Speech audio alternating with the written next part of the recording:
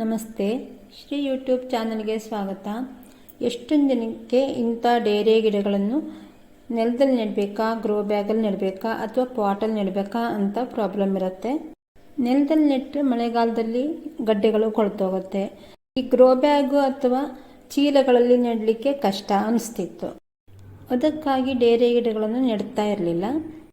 ಕಳೆದ ಸೀಸನ್ನಿಂದ ಕೆಲವು ಗಿಡಗಳನ್ನು ನೆಡ್ತಾ ಇದ್ದೀನಿ. ತುಂಬ ಚೆನ್ನಾಗಿ ಬಂತು. ಇವೆಲ್ಲ ಕಳೆದ ವರ್ಷದ ಗಿಡಗಳು.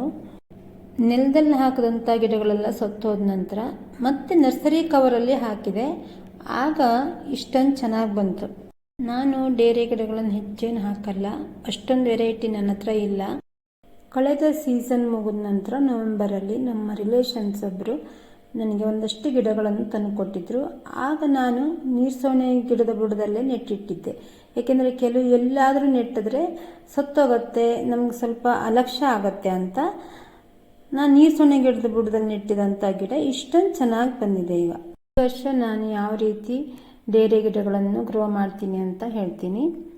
ಈ ವರ್ಷ ನರ್ಸರಿ ಕವರಲ್ಲಿ ನಾನು ನೆಟ್ಟಿಟ್ಕೊಂಡಿದ್ದೆ. ಗಡ್ಡೆಯನ್ನು ತೆಗೆದೆ ಹಾಗೆ ಇಟ್ಟಿದ್ದೆ. ಅದು ಈಗ ಚೆನ್ನಾಗಿ ಚಿಗುರಿದೆ. ಈ ರೀತಿಯಾಗಿ ಹೂವೆಲ್ಲ ಮುಗಿದ ನಂತರ ಎಲ್ಲ ಕಟಿಂಗ್ ಮಾಡಿ ಹಾಗೆ ನೆರಳಲ್ಲಿಟ್ಟು ಕೃಷಿ ತ್ಯಾಜ್ಯವನ್ನು ಮಲ್ಚಿಂಗ್ ಮಾಡಿದಾಗ ಗಡ್ಡೆಗಳು ತುಂಬ ಚೆನ್ನಾಗಿರುತ್ತೆ. ಈ ಗಡ್ಡೆಗಳು ಹಾಳಾಗಬಾರ್ದು ಅಂದರೆ ನಾನು ಏನೆಲ್ಲ ಹಾಕಿ ಗಿಡವನ್ನು ಹಾಕ್ತೀನಿ ಅಂತ ಹೇಳ್ತೀನಿ. 1-2 ಸ್ಪೂನ್ ಸುಣ್ಣ, 1-2 ಸ್ಪೂನ್ ಎಪ್ಸಮ್ ಸಾಲ್ಟು, 50 ಗ್ರಾಮಷ್ಟು ಕಹಿಬೇವಿನ ಹಿಂಡಿ, ಬೂದಿ, 50% ಅಷ್ಟು ಹಳೆಯದಾದ ಅಡಿಕೆ ಸಿಪ್ಪೆ, 30% ಅಷ್ಟು ಮಣ್ಣು, 20% ಅಷ್ಟು ಒಣಗಿದ ಎಲೆ ಮತ್ತು ಗೊಬ್ಬರ, ಸಗಣಿ ಗೊಬ್ಬರ, ಹಳೆಯದಾದ ಸಗಣಿ ಗೊಬ್ಬರ. ಒಣಗಿದ ಎಲೆಗಳು ಚೆನ್ನಾಗಿ ಹುಡಿಯಾಗಿರಬೇಕು. ಇಲ್ಲ ಅಂದರೆ ಒಣಗಿದ ಎಲೆಗಳು ಸ್ವಲ್ಪ ದೊಡ್ಡದಾಗಿದ್ದರೆ ತುಂಬ ಮಳೆ ಬಂದಾಗ ನೀರು ನಿಲ್ಲುತ್ತೆ. ಇಲ್ಲಿ 12-15 ಸೈಜಿನ ಗ್ರೋ ಬ್ಯಾಗ್ ತಗೊಂಡಿದ್ದೀನಿ. ಈ ಗ್ರೋ ಬ್ಯಾಗ್ ತುಂಬ ದೊಡ್ಡದಾಗಿರೋದ್ರಿಂದ ನಾನು 2 ಗಿಡಗಳನ್ನು ಒಂದೇ ಬ್ಯಾಗಲ್ಲಿ ಹಾಕ್ತೀನಿ. ಈ ಗಿಡವನ್ನು ತೆಗಿಲಿಕ್ಕೆ ಸುಲಭ ಆಗಲಿ ಅಂತ ನೀರು ಹಾಕಿಡ್ತೀನಿ. ಗ್ರೋ ಬ್ಯಾಗಲ್ಲಿ ಸಣ್ಣ ಹೋಲ್ ಇರುತ್ತೆ. ನಾವು ಹೋಲನ್ನು ದೊಡ್ಡ ಮಾಡಬೇಕು ಮತ್ತು ಹೆಚ್ಚೆಚ್ಚು ಹೋಲನ್ನು ಮಾಡಬೇಕು. ಆಗ ನೀರು ಸರಿಯಾಗಿ ಪಾಸ್ ಆಗುತ್ತೆ, ಗಿಡಗಳು ಕೊಳೆಯಲ್ಲ. ಮೊದಲು ಅಡಿಕೆ ಸಪ್ಪೆಯನ್ನು ಹಾಕ್ತೀನಿ, ಆಮೇಲೆ ಮಣ್ಣು ಮತ್ತು ಗೊಬ್ಬರದ ಮಿಶ್ರಣವನ್ನು ಹಾಕ್ತೀನಿ. ಬೇರೆ ಗಿಡಕ್ಕೆ ಮಣ್ಣು ಲೂಸ್ ಆದಷ್ಟು ಗಿಡ ತುಂಬ ಚೆನ್ನಾಗಿ ಬರುತ್ತೆ. ಸೋಗೆಗರಿ, ಅಡಿಕೆ ಸಪ್ಪೆ, ಒಣಗಿದ ಎಲೆಗಳನ್ನು ಎಲ್ಲವನ್ನೂ ಹಾಕೋದ್ರಿಂದ ಮಣ್ಣು ಕಡಿಮೆ ಸಾಕಾಗತ್ತೆ. 30% ಅಷ್ಟು ಮಣ್ಣಿನ ಮಿಶ್ರಣ ಹಾಕಿದ ನಂತರ ಬೂದಿಯನ್ನು ಹಾಕ್ತೀನಿ. 1 ಮುಷ್ಟಿಯಷ್ಟು ಕಹಿಬೇವಿನ ಹಿಂಡಿಯನ್ನು ಹಾಕ್ತೀನಿ. 1-2 ಸ್ಪೂನಷ್ಟು ಸುಣ್ಣವನ್ನು ಹಾಕ್ತೀನಿ. ಇವೆಲ್ಲವನ್ನು ಹಾಕಿ ಮಣ್ಣಿಗೆ ಮಿಶ್ರಣ ಮಾಡೋದ್ರಿಂದ ಗಡ್ಡೆಗಳು ಕೊಳೆಯಲ್ಲ. ನಾವು ಈ ವರ್ಷ ಇಟ್ಟಂಥ ಗಡ್ಡೆಗಳು ಹಾಗೆ ಇದ್ದು ಗಡ್ಡೆಗಳು ಚೆನ್ನಾಗಿರುತ್ತೆ. ಗಿಡಗಳು ತುಂಬ ಚೆನ್ನಾಗಿ ಹೂವು ತುಂಬ ಚೆನ್ನಾಗಿ ಬರುತ್ತೆ. ಈ ಗಿಡಕ್ಕೆ ಮತ್ತೆ ಸ್ವಲ್ಪ ನೀರನ್ನು ಹಾಕ್ತೀನಿ. ಸ್ವಲ್ಪ ಜಾಸ್ತಿನೇ ನೀರು ಹಾಕ್ಕೋಬೇಕು. ಈಗ ಈ ರೀತಿಯಾಗಿ ಉಲ್ಟಾ ತೆಗಿಲಿಕ್ಕೆ ನಮ್ಮ ಹತ್ರ ಆಗಿಲ್ಲ ಅಂದರೆ ನಾವು ಹೀಗೆ ಮಾಡಿ ಸ್ವಲ್ಪ ಲೂಸ್ ಮಾಡಿಕೊಂಡು ಆಮೇಲೆ 2 ಕೈಗಳಿಂದ ನಿಧಾನವಾಗಿ ಆ ಗಡ್ಡೆ ಸಮೇತ ತೆಗಿಬೇಕಾಗತ್ತೆ. ಈ ರೀತಿಯಾಗಿ ತೆಗಿಬೇಕು.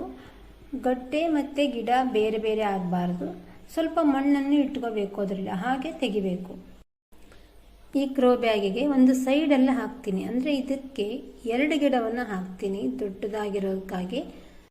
ಬೇರೆ ಗಿಡಕ್ಕೆ ಜಾಸ್ತಿ ಸ್ಪೇಸ್ ಇದ್ದಷ್ಟು ಚೆನ್ನಾಗಿ ಬರುತ್ತೆ. ಹಾಗೆಯೇ ಮತ್ತೊಂದು ಗಿಡವನ್ನು ಅದರ ಪಕ್ಕದಲ್ಲಿ ಅಂದರೆ ಸ್ವಲ್ಪ ಅಂತರದಲ್ಲಿ ಗ್ರೋ ಮಾಡ್ತೀನಿ.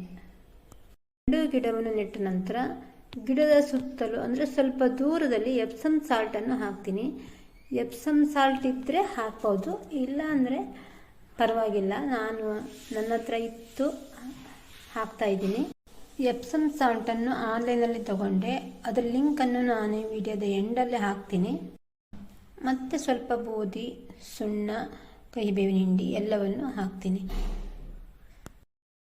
ಮೇಲಿಂದ ಮತ್ತೆ ಸ್ವಲ್ಪ ಮಣ್ಣಿನ ಮಿಶ್ರಣ ಮತ್ತು ಅಡಿಕೆ ಸಪ್ಪೆಯನ್ನು ಹಾಕಬೇಕು.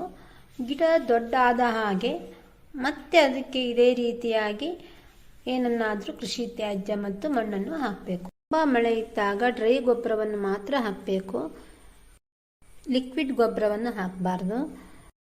ಮಳೆ ಕಡಿಮೆ ಆದಾಗ ಸಗಣಿ ನೀರನ್ನು ತೆಳುವಾಗಿ ಮಾಡಿ ಹಾಕ್ಬೋದು. ಗ್ರೋ ಬ್ಯಾಗನ್ನು ನಾನು ಅಮೆಝಾನಲ್ಲೇ ತೊಗೊಂಡಿದ್ದೀನಿ. ಯಾವುದೇ ಸೈಜ್ ಬೇಕಾದ್ರೂ ಸಿಗುತ್ತೆ. ದೊಡ್ಡ ಗ್ರೋ ಬ್ಯಾಗ್ ಅಥವಾ ದೊಡ್ಡ ಚೀಲದಲ್ಲಿ ನಾವು ಈ ರೀತಿ ಗಿಡಗಳನ್ನು ಹಾಕಿದಾಗ ಮಳೆ ಕಡಿಮೆ ಆದಾಗಲೂ ಗಿಡಗಳು ತುಂಬ ಚೆನ್ನಾಗಿರುತ್ತೆ. ಅಂದರೆ ನಾವು ಕಡಿಮೆ ನೀರು ಹಾಕಿದರೂ ಸಾಕಾಗತ್ತೆ. ಅದೇ ರೀತಿ ಎರಡೆರಡು ಗಿಡಗಳನ್ನು ಒಂದೊಂದೇ ಗ್ರೋ ಬ್ಯಾಗಲ್ಲಿ ಹಾಕಿದ್ದೀನಿ ನೋಡಿ. ತುಂಬ ಚೆನ್ನಾಗಿತ್ತು. ಹೋದ ವರ್ಷ ನಾನು ಆ ಕವರಲ್ಲಿ ಹಾಕಿದಂಥ ಗಡ್ಡೆಗಳು ಒಂದು ಸತ್ತಿರಲಿಲ್ಲ. ಸೀಸನ್ ಮುಗಿದ ನಂತರ ನಾವು ಹೊಸ ಗಿಡಗಳನ್ನು ತರ್ತೀವಿ. ಅದನ್ನು ಎಲ್ಲೋ ನೆಡೋದಕ್ಕಿಂತ ನಾವು ಯಾವುದೇ ಹೂವಿನ ಗಿಡದ ಜೊತೆಗೆ ನಾವು ನೆಟ್ಟಾಗ ತುಂಬ ಚೆನ್ನಾಗಿರುತ್ತೆ. ಇವೆಲ್ಲ ನಾನು ನವಂಬರಲ್ಲಿ ತಂದಂಥ ಕಟಿಂಗ್ಸ್. ಅದಿಷ್ಟೊಂದು ಚೆನ್ನಾಗಿ ಬಂದಿದೆ. ನಾವು ಗ್ರೋ ಬ್ಯಾಗಲ್ಲಿ ಹಾಕಿದ್ದೆ.